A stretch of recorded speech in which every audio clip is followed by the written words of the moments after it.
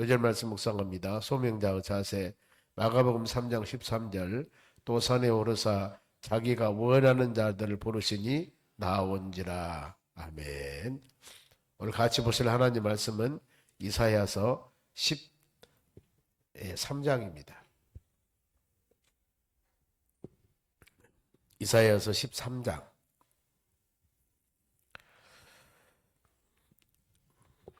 1절에서 8절까지 말씀을 우리 교독하겠습니다. 이사야서 13장 1절에서 8절입니다. 제가 먼저 한 절 읽겠습니다. 아모스 아들 이사야가 바벨론에 대하여 받은 경고라.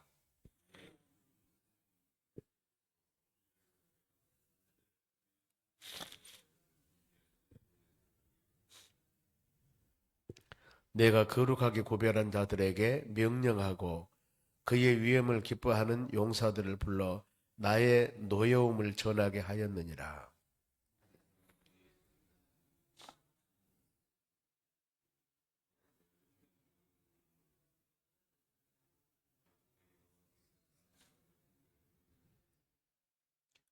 무리가 먼 나라에서 하늘 끝에서 왔으며 곧 여호와 그의 진노의 병기라 온 땅을 멸하려 함이로다.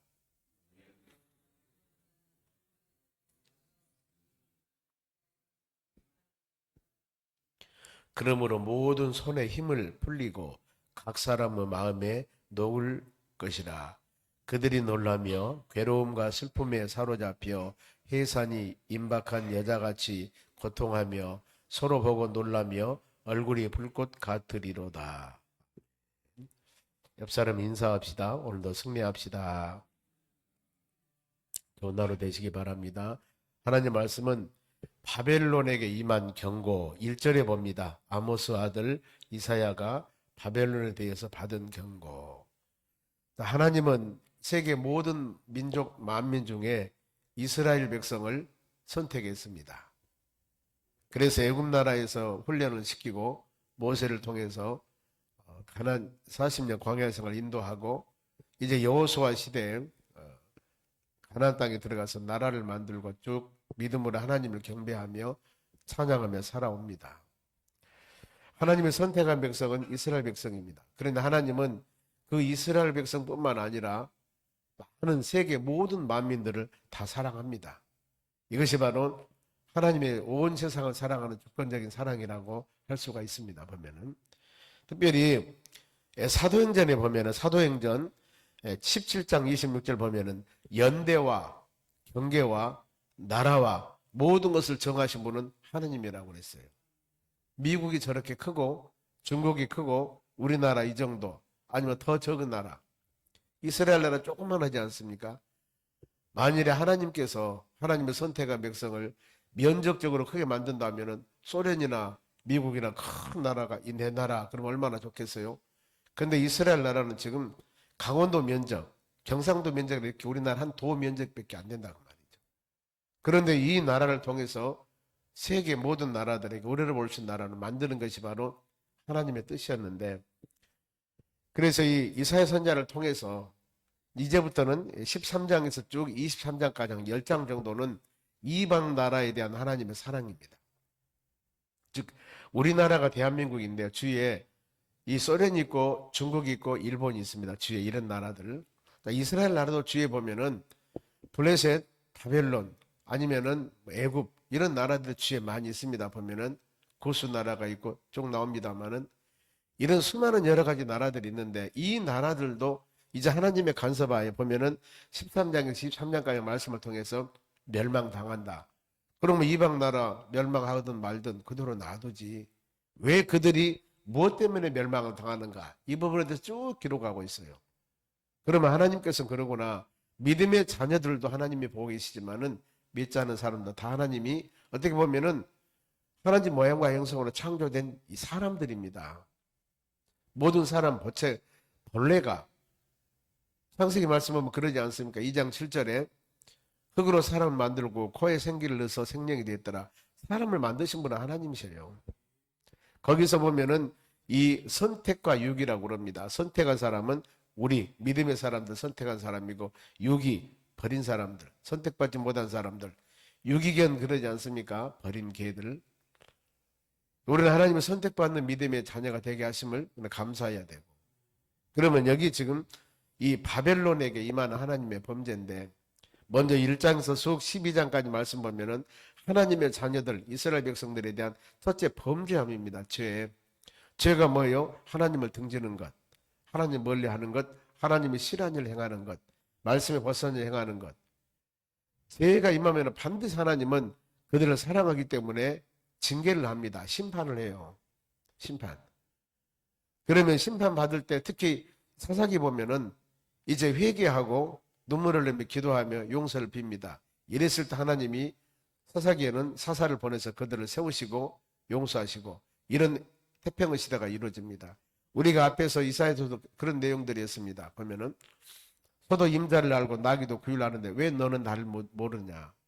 그리고 예배를 드릴 때마다 형식적인 예배, 마당만 밟은 예배, 일장만 보더라도 그들이 얼마나 타락했을까. 그래서 하나님은 여러 나라들을 통해서 그들을 훈련시킵니다. 아수르 나라를 통해서 이것은 너희들을 연단하기 위한 막대기다 그랬어요. 막대기. 어린 자녀들이 말 듣지 않으면은 해초리 하나 가지고 선내하면서 바로 채찍을 하지 않습니까? 사랑을 맵니다. 이와 같이 아수르 나라를 통해서 너희들을 내가 이렇게 채찍으로 할 것이다. 그러면서 이제 메시아를 통해서 앞으로 이런 구세주 소망이 될 것이고, 그리고 그들이 찬양, 이게 12절까지 전체 내용이었습니다. 그럼 이제 13절부터는 이방 나라, 그 어마어마했던 바벨론 제국, 바벨론 나라라고 하면은 이 남쪽에 있는 유다 나라, 북쪽에는 아수르 나라에서 이스라엘 멸망당하고 남쪽의 유다 나라를 멸망시킨 나라가 바벨론입니다. 그러면 하나님의 자녀들, 남쪽의 유다 하나님의 자녀들을 철저하게 멸망시켜 버렸는데, 마지막 왕이 시드기야 왕이었는데 그 시드기야 왕을 자식들을 그 왕이 보는데 죽입니다. 바벨론 사람들이 쳐들어와서 그 솔로몬 시대에 지었던 엄청난 아름다웠던 솔로몬 성전도, 예루살렘 성전도 완전히 다 파멸시켜버려요. 그리고 왕은 눈을 빼버립니다. 그리고 쇠고랑 지어서 잡아가요. 이렇게 철저하게 멸망시켰던 사람들이 바벨론 나라예요. 하나님의 자녀들이 이렇게 멸망당합니다. 우리가 열왕기 하 보면 마지막 25장에서 그 내용이 나옵니다만, 에레미야 52장이나 보면은 우리가 이런 말씀을 들으면서 그걸 깨달아야 됩니다. 믿음의 사람이라 해서 여러분 안전지대는 없어요. 하나님을 선택한 백성들이 이스라엘 백성들인데 철저하게 성전 무너뜨려 버렸죠. 왕 죽이죠. 왕은 눈을 빼버리죠. 자식들 죽이죠. 이런 처참한 광경. 그래서 이 믿음의 자녀들의 철저하게 부서진 모습을 보고 눈물을 흘리며 기록한 것이 에레미야 예가입니다. 에레미야 예가. 그 하나님의 성전이 철저하게 부서진 그 모습 보고 얼마나 마음이 아팠겠어. 에레미야 선지자가. 그 슬픈 노래 기록한 것이 에레미야 예가랍니다. 그러면은 하나님의 자녀들인데, 하나님 백성들인데 왜 이렇게 철저하게 멸망을 당했을까? 그 이유가 다 나옵니다.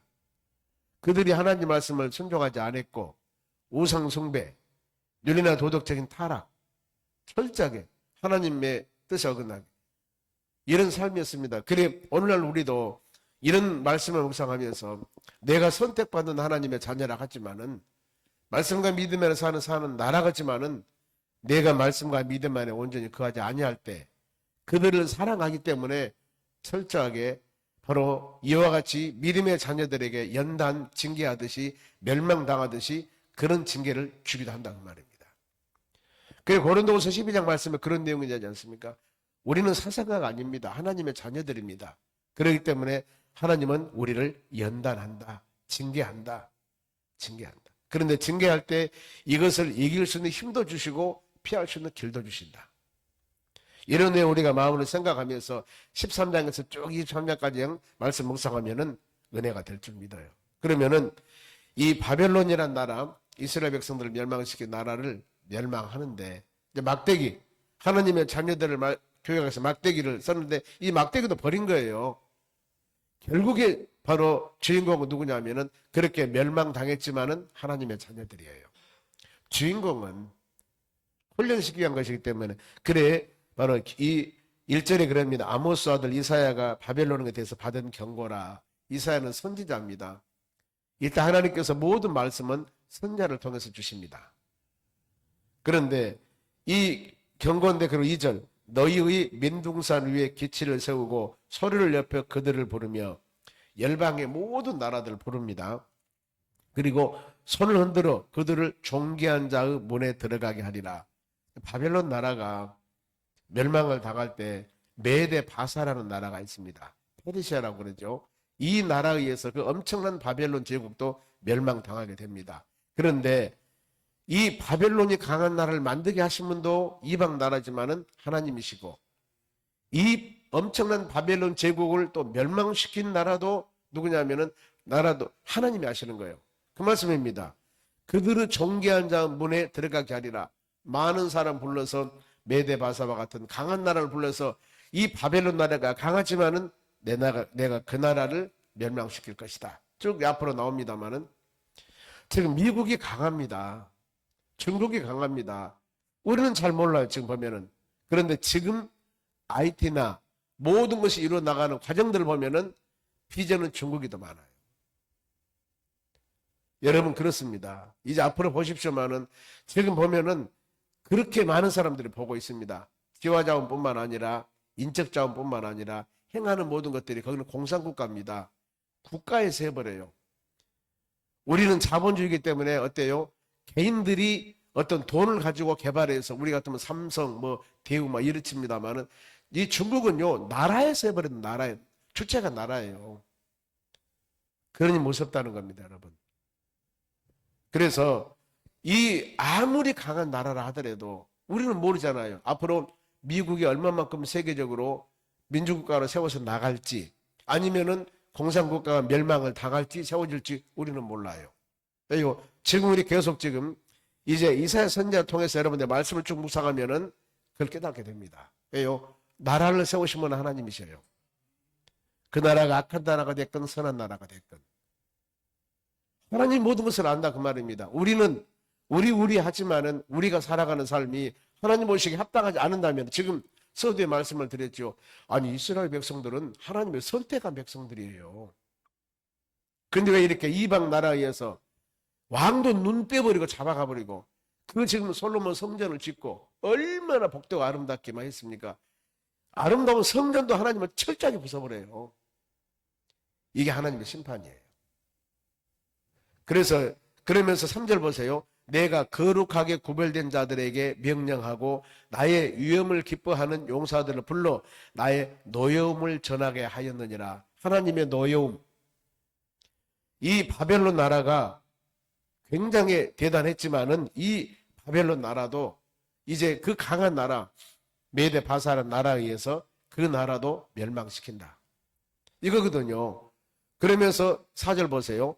산에서 무리들의 소리가 나며 남은 백성들의 소리 같으니라. 곧 열국 민족들이 함께 모여 많은 나라 모입니다. 메데 바사가 모여요.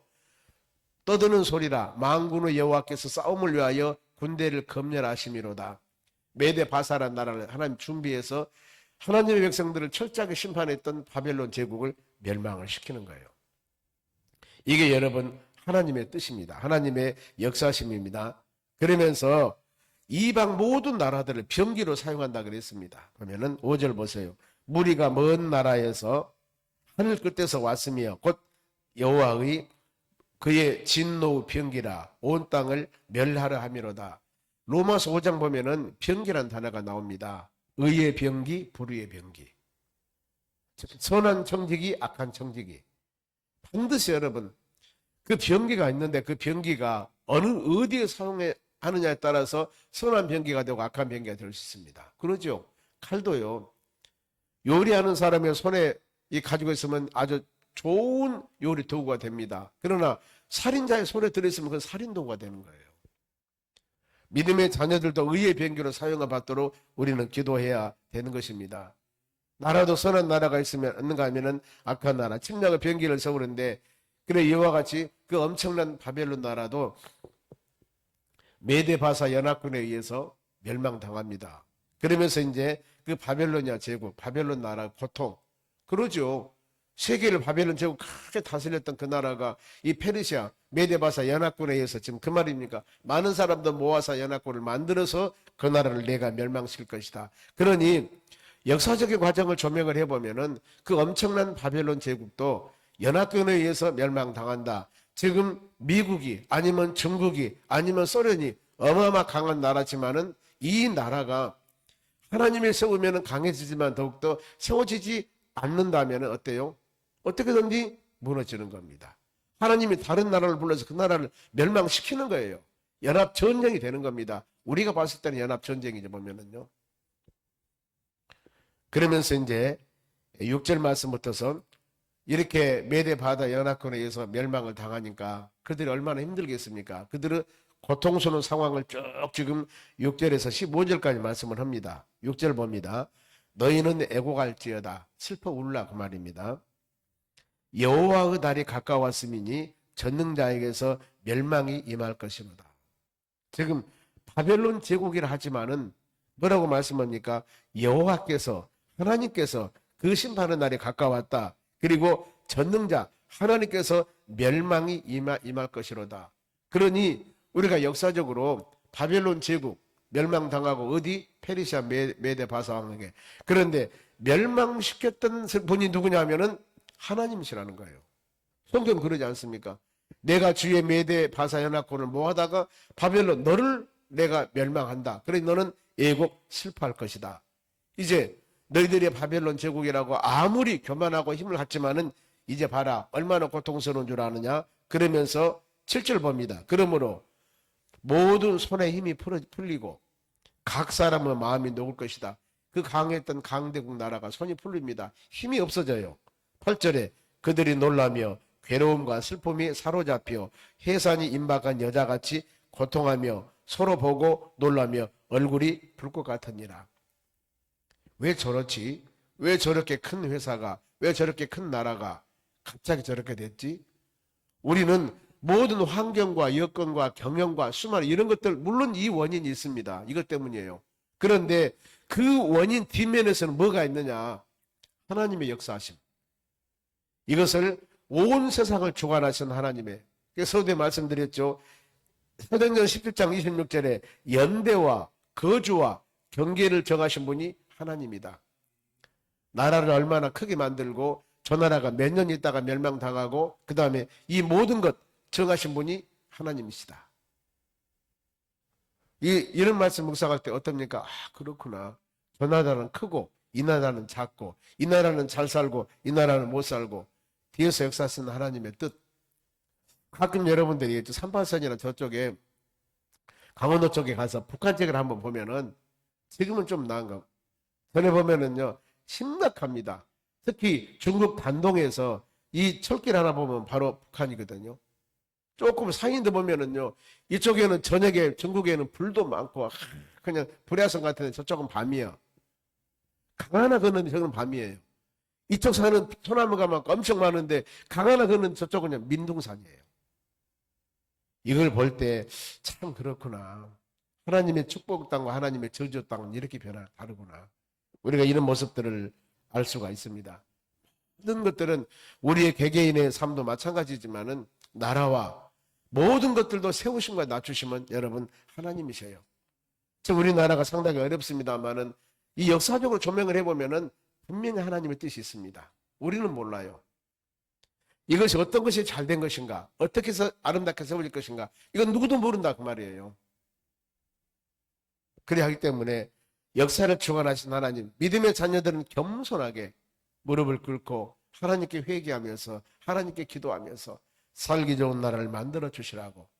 모든 백성들이 믿음의 사람들이 기도하면 하나님이 그 마음을 교관해 주시고 선한 왕, 악한 왕도 선하게 만듭니다. 무너질 나라도 세워줍니다. 누가? 하나님이. 그런데 아무리 물질 문명이 발달된 나라를 할지라도 하나님의 손에 벗어나면요 상상을 초월한 일로 나라가 부서져요. 근데 이것은 막을 수가 없습니다. 하나님의 진노는. 이것은 하나님의 선택 뜻이거든요. 엄청난 바벨론 나라가 보세요. 지금 이렇게 될 수가 없는 거예요. 지금 이 강한 그 나라가. 그런데 우리는 성경에 보면은 하나님이 여러 나라를 연합해서 모아가지고 하나님이 그들을 멸망시키고 이렇게 고통을 당할 것이다. 지금 이렇게 계속 애언하는, 지금 그렇게 된 것이 아니에요. 앞으로 이렇게 될 것이다 애언이거든요. 근데 그렇게 되었어요. 이 바벨론 나라가 메데 바사 나라에서 BC 539년에 멸망당합니다. 역사적인 사실이거든요. 그리고 9절 봅니다. 보라, 여호와 날 곧 잔혹히 분냄과 맹렬히 노하는 날이 이르러 땅을 황폐케 하며 그 중에서 죄인들을 멸하리라. 하나님의 분냄을 통해서 땅이 황폐돼요. 10절, 하늘의 별들 별 무리가 그 빛을 내지 아니하며 해가 돋아도 어두우며 달이 그 빛을 비추지 못하며 모든 것이 행하는 일마다 안 되는 거예요. 좋은 열매가 맺어지지 않습니다. 뒤에서 누가 역사합니까? 하나님이 딱 키를 잡고 계시는 거예요. 그러면은 세계 모든 열방들이 세워지고 어려움 당하고 뒤에 누가 있겠습니까? 하나님이 키를 딱 잡고 있는 겁니다. 그래서 역사를 주관하신 분이 하나님이라고 합니다. 선생사는 이거 모르잖아. 보면은요 15절, 만나는 자마다 창에 찔리겠고 잡히는 자마다 칼에 엎드려지겠고 전쟁이 나서 막 죽습니다. 이런 상황들 얼마나 힘듭니까? 그런데 이제 그 바벨론 나라가 이렇게 고통당하는데, 그러면은 주위에서 강한 나라에서 이 나라가 이제 침공을 당합니다. 이제 멸망을 당하는데 바로 19절 봅니다. 17절, 보라, 은을 돌아보지 아니하며 금을 기뻐하지 아니하는 메대 사람을 내가 충동하여 그들을 치게 하리니. 메대 바사 페르시아라고 그럽니다. 이 나라 사람들 충동해서 하나님이 바벨론 나라를 치게 만든다 그 말이에요. 이 나라를 하나님이 충동을 시킨다 그 말입니다. 전쟁을 하도록 만드는 거 보면은요 그렇게.